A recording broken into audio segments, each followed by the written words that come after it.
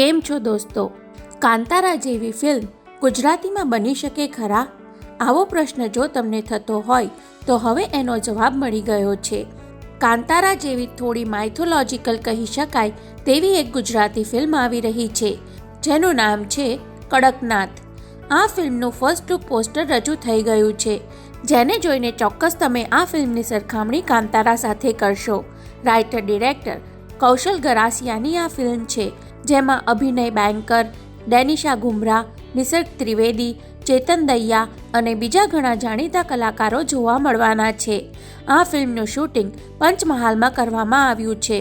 કડકનાથના first look poster પરથી એવું લાગી રહ્યું છે કે આ ફિલ્મમાં માઇથોલોજી સાંકળી લેવામાં આવી હશે, કેમ કે જે કેરેક્ટર દેખાઈ રહ્યું છે તે કોઈ આદિવાસી બાબા જેવું લાગી રહ્યું છે અને ચારે બાજુ કુકડાઓ જોઈ શકાય છે. ફિલ્મનો વિષય એકદમ અલગ હશે એ તો અત્યારથી ચોક્કસ કહી શકાય.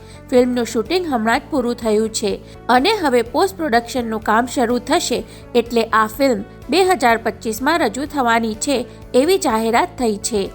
આવા અલગ પ્રકારના વિષય પર ફિલ્મ બનાવવી એ ખૂબ હિંમત માંગી લે તેવું કામ છે, એટલે જ્યારે પણ આવો નવો સબ્જેક્ટ હોય અને પ્રોડક્શન પાછળ પૈસા સારા એવા ખર્ચાયા હોય તો પબ્લિસિટી પહેલેથી જ શરૂ કરી દેવી જોઈએ.